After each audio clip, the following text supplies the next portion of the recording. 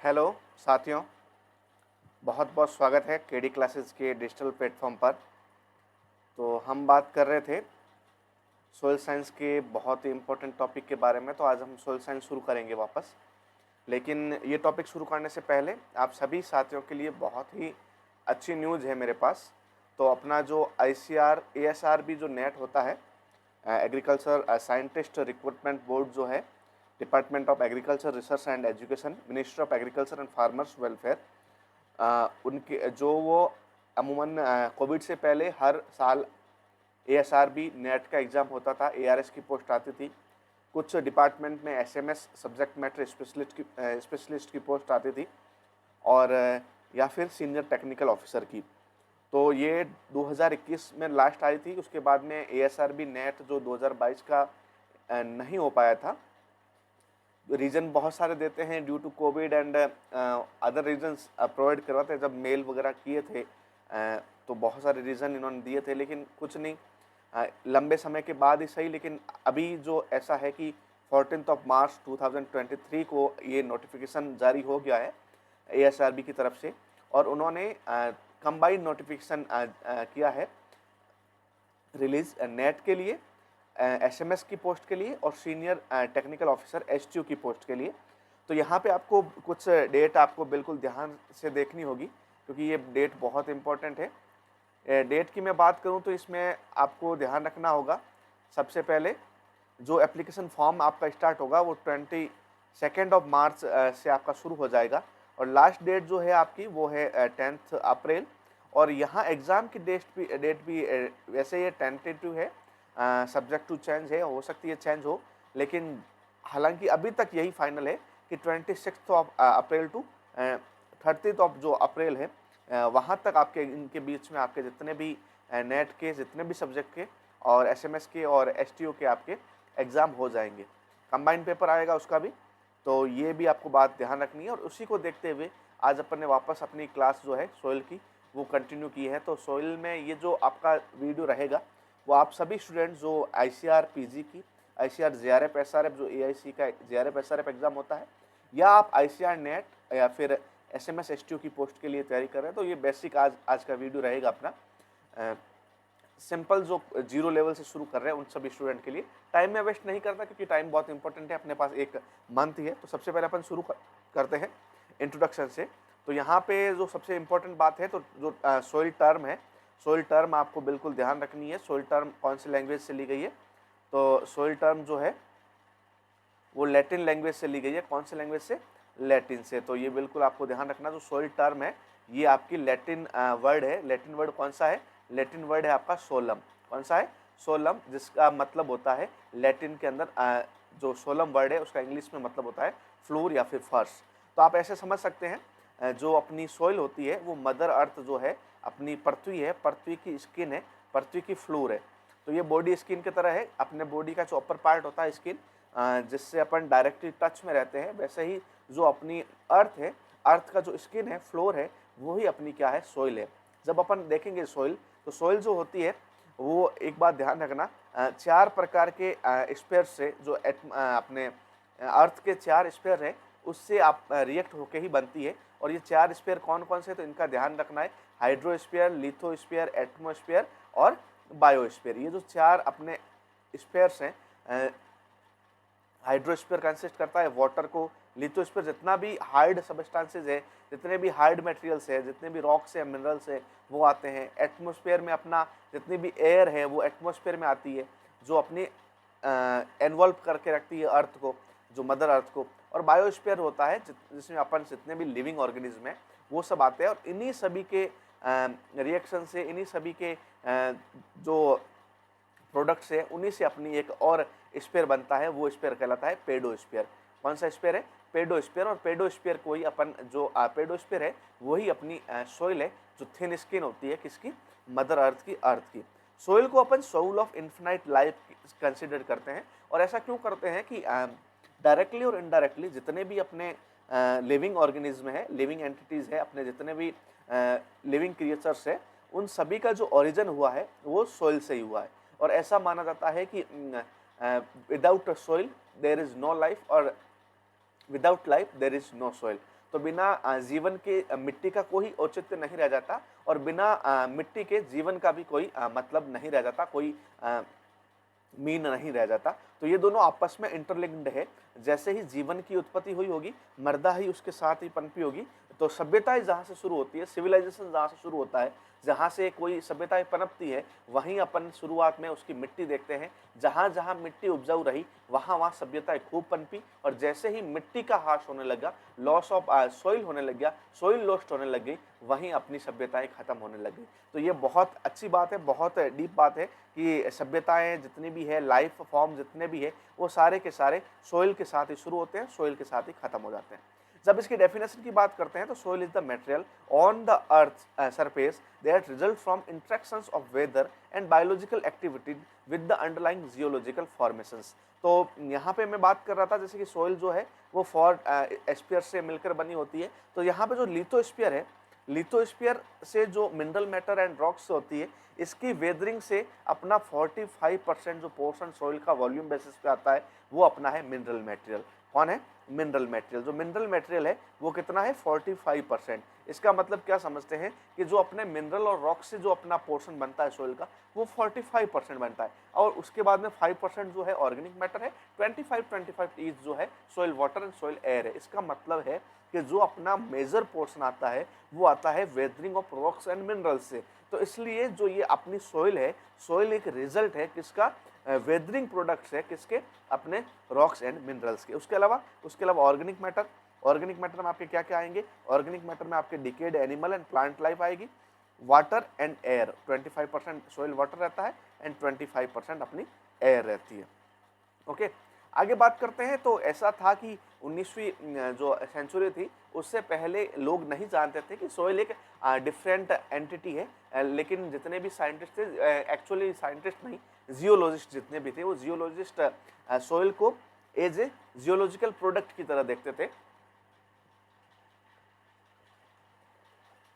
उनके लिए जो सॉइल की डेफिनेशन ये रहती थी कि ये किसी जियोलॉजिकल फॉर्मेशन का बाय प्रोडक्ट है। लेकिन जैसे ही कुछ लोग जो अभी अपन जिनको पेडोलॉजिस्ट कहते हैं, जो सोइल के ओरिजिन का स्टडी करते हैं, उन लोगों ने सबसे पहले 19वीं शताब्दी की शुरुआत में, 19th सेंचुरी की जो शुरुआत में उन्होंने क्या किया, 1900 के समथिंग, उन्होंने सबसे पहले सोइल को एज ए डिफरेंट साइंट या फिर इंडिविजुअल साइंटिफिक एंटिटी के रूप में, एक वैज्ञानिक चीज़ के तौर पर, एक वैज्ञानिक पदार्थ के तौर पर पढ़ना शुरू किया, स्टडी करना शुरू किया। और ये जो काम किया सबसे पहले अपने बहुत ही महान वैज्ञानिक वीवी डोकुचेव ने शुरू किया। किसने किया?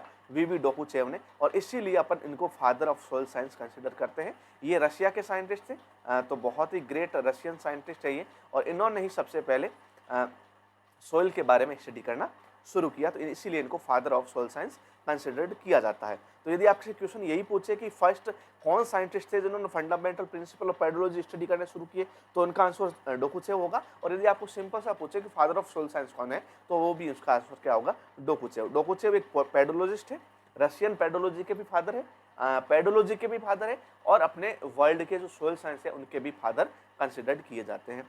लेकिन जब बात करें अपन इंडियन सोइल साइंस के फादर की, तो इंडियन सोइल साइंस के फादर अपन किसको बोलते हैं? वो बोलते हैं JW लेदर को। और ऐसा क्यों? क्योंकि जो JW लेदर थे एक एग्रीकल्चर केमिस्ट थे, और सबसे पहले अपॉइंट किए गए थे इंडिया में। तो ये बात है अपनी, जब अपना इंडिया फ्री नहीं था, फ्रीडम नहीं मिली थी, इंडिपेंडेंस से पहले का इरा जो था, वहाँ की बात कर रहे हैं। और उस समय जो बहुत अच्छे एक एग्रीकल्चर केमिस्ट थे JW लेदर, जिन्होंने सोइल पे बहुत अच्छा काम किया, इसलिए इनको father of Indian soil science कहा जाता है। डोकुचेव का जो नजरिया था, पॉइंट ऑफ व्यू था, वो था कि soil is a natural body. Soil को एक नेचुरल बॉडी के रूप में उन्होंने स्टडी करना शुरू किया। लेकिन ये जो एक पॉइंट ऑफ व्यू है, वो है पेडोलॉजिस्ट का पॉइंट ऑफ व्यू। पेडोलॉजिस्ट बोलेगा कि ये भाई जो इसका जो उत्पत्ति हुई है, वो उत्पत्ति किससे हुई है? एक नेचुरल चीज़ों से हुई है। तो उन्होंने नेचुरल एंटिटी बोला, बॉडी बोला। लेकिन यदि बात करें अपन विटनी की, विटनी ने इडिफोलॉजी टर्म में इसको बोला कि soil is a nutrient bin, कि सोइल जो है वो हाउस है न्यूट्रिएंट्स का, प्लांट न्यूट्रिएंट्स का। आगे अपन पढ़ेंगे ये पेडोलॉजी और इडिफोलॉजी क्या है। तो अभी आपको कन्फ्यूजन हो रहा है, तो कन्फ्यूजन होने की भी जरूरत नहीं है। जैसे कि जो न्यू स्टूडेंट है उनको ये कन्फ्यूजन रहता है, बाकी जितने भी अंडर ग्रेजुएट में जितने भी सोइल पढ़े हैं, अपने सेमेस्टर के एग्जाम दिए, और सबको पता है what is the pedology and edaphology actually. Okay, तो आगे अपन बात करते हैं कुछ इंस्टीट्यूट से सोइल और एलाइड साइंसेज से रिलेटेड, और उनकी अपन बात करते हैं। तो उसमें सबसे पहले अपना जो इंस्टीट्यूट है वो है Indian institute of soil science. तो Indian institute of soil science है, इसके बारे में अपन पढ़ते हैं। तो ये क्या है, तो Indian institute of soil science जो है, इसका हेडक्वार्टर है भोपाल में। भोपाल कहाँ पे है? भोपाल बिल्कुल ये मध्य प्रदेश की कैपिटल है, मध्य प्रदेश की राजधानी है भोपाल। और यहाँ पे सबसे पहले Indian institute of soil science का जो हेडक्वार्टर है वो स्टेबलाइज किया गया 16 अप्रैल 1988, 1988 के अंदर, 1988 के अंदर इसके अंदर जो Indian institute of soil science का हेडक्वार्टर स्टेबलाइज किया गया। ये जो इंस्टीट्यूट है ये सोइल साइंस से रिलेटेड जितनी भी चीज़ें हैं उसके बारे में स्टडी करता है। आगे अपन बात करते हैं सोइल सर्वे से रिलेटेड एक ब्यूरो है, national bureau of soil survey and land use planning. ये है अपना नागपुर महाराष्ट्र में, और इसका एस्टेब्लिशमेंट हुआ 1976 में। ये क्या करता है? ये सोइल सर्वे का काम करता है, कौन सी सोइल को as agriculture, as a cultural cultivation के लिए यूज कर सकते हैं, और कौन सी सोइल ऐसी है जो कल्टिवेशन के लिए यूज नहीं होती। तो इन सभी की मैपिंग, इन सभी का सर्वे, और उसके बाद में land use planning and recommendation to farmers, ये सारा का सारा जो डेटा तैयार करते हैं ये NBSS-LUP करते हैं। सबसे पहले इंडिया में जो अपना डिफरेंट स्केल पे जितने भी मैप्स तैयार हुए सोइल सैलिनिटी के, सोइल फर्टिलिटी के, सोइल के इन्वेंट्री के, सोइल रिसोर्सेज के जितने भी मैप्स हैं, इनको बनाने में भी जो NBSS-LUP है इसका बहुत ज़्यादा योगदान है। इसका जो हेडक्वार्टर है नागपुर महाराष्ट्र में, और इसका एस्टेब्लिशमेंट है 1976। आगे बात करते हैं central soil salinity research institute.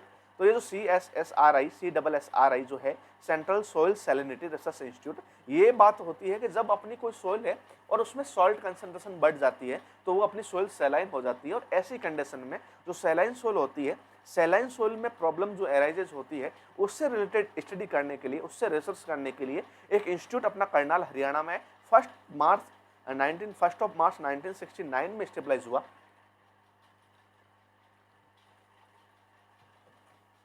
और जो ये इंस्टीट्यूट है, यदि अपन बात करें तो ये शुरुआत में करनाल में नहीं था। इसका जो हेडक्वार्टर है इनिशियल स्टेज में हिसार में था कुछ मंथ्स के लिए, जब मार्च में ये स्टेबलाइज हुआ, लेकिन अक्टूबर या नवंबर में ये हिसार से करनाल शिफ्ट कर दिया गया। दोनों ही हरियाणा के डिस्ट्रिक्ट से, हिसार एंड करनाल। तो अभी इसका जो हेडक्वार्टर है वो करनाल में है। आगे बात करते हैं Indian institute of soil and water conservation, IISWC, Indian institute of soil and water conservation. इसका जो हेडक्वार्टर है देहरादून में है, लेकिन इसको पहले अपन central soil and water conservation research and training institute बोलते थे। जो हेडक्वार्टर इसका देहरादून में ही था, लेकिन अभी के हाल ही में इसका जो नाम है वो CSWCRTI से IISWC कर लिया गया। इसका जो स्टेबलाइजमेंट हुआ वो 1 अप्रैल 1974 में हुआ। 1974 के वर्ष में इसका स्टेबलाइज हुआ देहरादून में। आगे अपन बात करते हैं international union of soil sciences. तो international union of soil sciences, जिसको अपन formally international society of soil science बोलते थे, उसका जो हेडक्वार्टर है, उसका हेडक्वार्टर है आपका वियना में, और वियना कहाँ है? ऑस्ट्रिया में। आगे बात करते हैं इसके स्टेबलिशमेंट ईयर की। तो स्टेबलाइज हुआ ये 1924, तो 1924 के वर्ष में ये स्टेबलाइज हुआ। आगे बात करते हैं इसी की एक अपनी रिसर्च ब्रांच है, Indian society of soil science.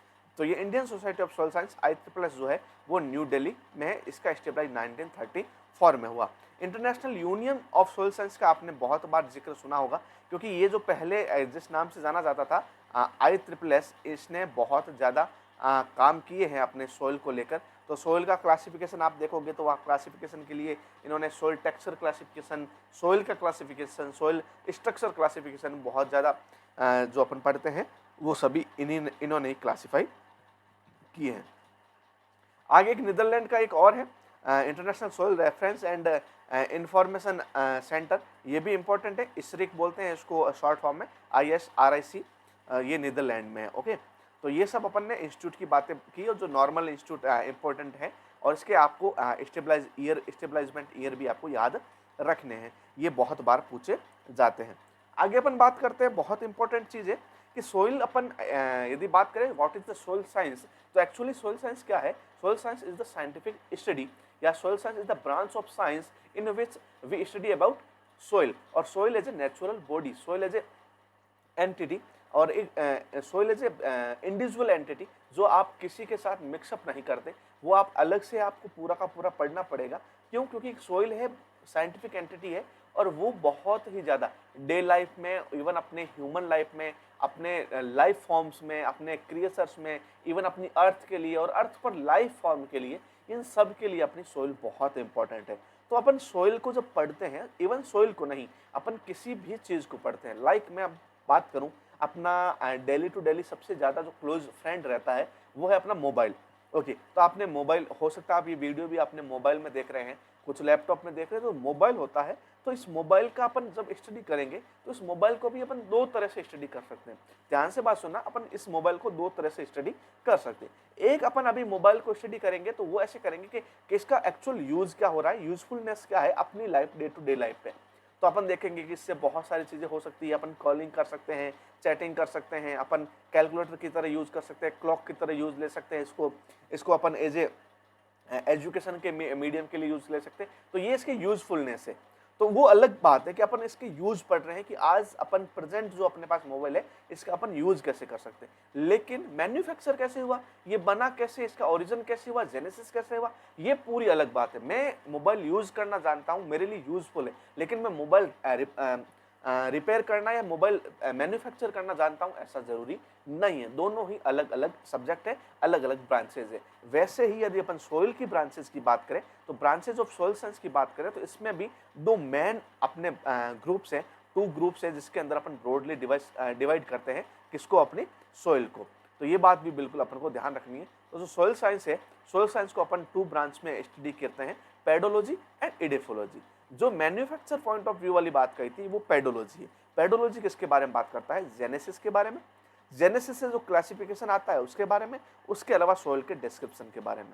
तो ये जो अपना है वो सोइल पेडोलॉजी के अंदर आता है। और उसके अलावा जो study of soil in relation to crop growth और plant standpoint of view से अपन बात करते हैं, वो आती है इडेफोलॉजी से। किससे आती है, इडेफोलॉजी से। इससे आप एक समझ गए होंगे कि जो पेडोलॉजिस्ट है वो सोइल को as a natural body define करते हैं। तो जितने भी पेडोलॉजिस्ट हैं वो बोलेंगे soil is a natural body, soil is a dynamic natural body, soil is a body which is originate from natural entities. ये जितने भी डेफिनेशन देते हैं सारे पेडोलॉजिस्ट देंगे। लेकिन जब अपन इडेफोलॉजिस्ट की बात करते हैं या इडेफोलॉजी की बात करते हैं, तो जितने भी इडेफोलॉजिस्ट हैं वो सारे ऐसे बोलेंगे कि जो सोइल होती है वो फुट होल्ड प्रदान करती है, फुट होल्ड स्टेबलाइज करती है प्लांट्स के लिए, प्लांट को न्यूट्रेंट प्रोवाइड करवाती है, प्लांट को नरिशमेंट करती है, प्लांट को ग्रोथ में हेल्प करती है, क्रॉप ग्रोथ के लिए हेल्प करती है। तो ये जितनी भी बातें करते हैं इडेफोलॉजिस्ट करते हैं। तो edaphology is actually study of soils in relation to crop growth is known as edaphology. और ये जो है चीज़ें अपनी इडेफोलॉजी है। But genesis, classification and description of soil is known as soil pedology. अपन जब बात करते हैं पेडोलॉजी एंड इडेफोलॉजी की, और यहाँ ध्यान रखना जो इडेफोलॉजी होते हैं, इडेफोलॉजिस्ट होते हैं, वो सोइल को एज ए नेचुरल हैबिटेट अपन उसको ट्रीट करते हैं। वो बोलते हैं कि जो सोइल है वो एक प्राकृतिक आवास है जितने भी लिविंग एंटिटीज है उनका। ओके, ये दोनों जो पेडोलॉजी एंड इडेफोलॉजी दोनों टर्म है वो टर्म डेराइव की गई है ग्रीक वर्ड से। पेडोलॉजी जो है पेडोन से आया है और इडेफोलॉजी है जो इडेफोस से आया है। पेडोन का मतलब क्या होता है, पेडोन का मतलब होता है आपका पेडोन का मतलब ऐसे समझ सकते हैं सोइल। ओके, और इडेफोस का मतलब होता है ग्राउंड। क्या मतलब होता है, ग्राउंड। ओके, तो ये जो है ये दोनों ही ग्रीक वर्ड है, ग्रीक वर्ड से पेडोलॉजी एंड इडेफोलॉजी टर्म जो है आई है। आगे अपन बात करते हैं, पेडोलॉजी जो है वो डील्स करती है सोइल को एज ए नेचुरल बॉडी, अब अपन डिस्कस किया, और इडेफोलॉजी डील्स करती है नेचुरल हैबिटेट फॉर लाइफ के लिए नेचुरल हैबिटेट है, प्राकृतिक आवास है। अब आगे बात करते हैं अपन कंपोनेंट ऑफ सोइल की। तो कंपोनेंट ऑफ सोइल में अपना जो मेनली कंपोनेंट आते हैं वो आते हैं मिनरल मैटर, ध्यान रखना ये वॉल्यूम बेसिस पे है, organic matter, soil air and soil water. ये जो है चार मेन कंपोनेंट है अपने सोइल के। ओके, इन्हीं से अपनी पूरी सोइल मेडअप हुई है, अपनी सोइल फॉर्म हुई है, बनी है। वॉल्यूम बेसिस पे मैं बात करूं तो वॉल्यूम बेसिस पे सोइल में 45% अपने mineral matter, 5% organic matter, 25 each जो है वो अपना soil air and soil water है। यहाँ आपको पता चल गया होगा कि ये मिनरल मैटर क्यों आया इसके कंपोजिशन में, इसके कंपोनेंट्स में, ऑर्गेनिक मैटर क्यों आया, सोइल वाटर सोइल एयर क्यों आया, एयर उसके अलावा चीज़ें क्यों नहीं आई। तो अपन देखते हैं कि जो अपना पेडोस्फीयर है, एक्चुअल पेडोस्फीयर क्या है, अपनी सोइल। तो जो सोइल है वो किस किस से बनी हुई है, interaction of atmosphere, biosphere, hydrosphere and lithosphere से बनी है। लिथोस्फीयर के इंटरेक्शन से जितने भी रॉक्स एंड मिनरल्स है वो आई, और वो कितने परसेंट आए, वो 45% आए। हाइड्रोस्फीयर से सोइल वाटर आया 25%। बायोस्फीयर से अपने litre and organism, soil organic matter आया, कितना आया 5%। और अपना एटमॉस्फेयर से सोइल एयर आई, कितनी आई 25%। और इसीलिए जो कॉम्पोजिशन होता है, कंपोनेंट्स है अपने सोइल के, वो इन सभी चारों से मिलकर बने हैं। अपन बात करते हैं लिथोस्फीयर की। तो लिथोस्फीयर एक सॉलिड स्फीयर है जो अपने अर्थ है, अर्थ के सरफेस से लगाकर उसके अंदर तक की जितनी भी बातें हैं वो लिथोस्फीयर के अंदर आती है। लिथोस्फीयर मतलब है सॉलिड स्फीयर या फिर ऐसे सबस्टांसेस जो बहुत ज़्यादा हार्ड है और जिससे अपनी जो बेसिक अपना जो सोइल, जो अपना सोइल नहीं अपनी अर्थ बनी है वो इसी से बनी है। उसके ऊपर जितना भी लेयर है एयर्स का वो एटमॉस्फेयर में आता है। उसके ऊपर जो वाटर है वो हाइड्रोस्फीयर में आता है। और उसके ऊपर जितने भी ऑर्गेनिज्म है या उसके अंदर जितने भी ऑर्गेनिज्म है वो सारे के सारे बायोस्फीयर में आते हैं। लेकिन अपन देख रहे हैं ये अर्थ है, अर्थ के अंदर अपन ऊपर से नीचे की और अर्थ की गहराई में जाएंगे तो ये जितनी भी चीजें हैं वो सारा का सारा लिथोस्फीयर है। लिथोस्फीयर को अपन मेनली तीन अलग अलग पार्ट में डिवाइड कर सकते हैं। जो ऊपरी पोर्शन है जिसका उसका सरफेस लेयर है, जो उसकी थिन सरफेस लेयर जो है 5 to 56 किलोमीटर की जो उसकी विड्थ है वो कहलाती है क्रस्ट। क्या कहलाती है, क्रस्ट, जिसको अपन बोलते हैं अर्थ क्रस्ट, भूपपड़ी। तो अर्थ क्रस्ट जो होती है वो क्या होती है, वो सरफेस लेयर है सोइल अर्थ की। उसके अलावा उसके नीचे का जो पोर्शन है वो मेंटल, और सबसे अंदर का जो पोर्शन है अर्थ का, वो जो ये देखो यहाँ दिख रहा है ये वाला, ये जो पोर्शन है ये आपका क्या है, ये आपका कोर है, जिसको आउटर कोर और इनर कोर के अंदर डिवाइड किया गया। आउटर कोर और इनर कोर दोनों आयरन और मैग्नीज के बने हैं। किसके बने हैं, आयरन और मैग्नीज।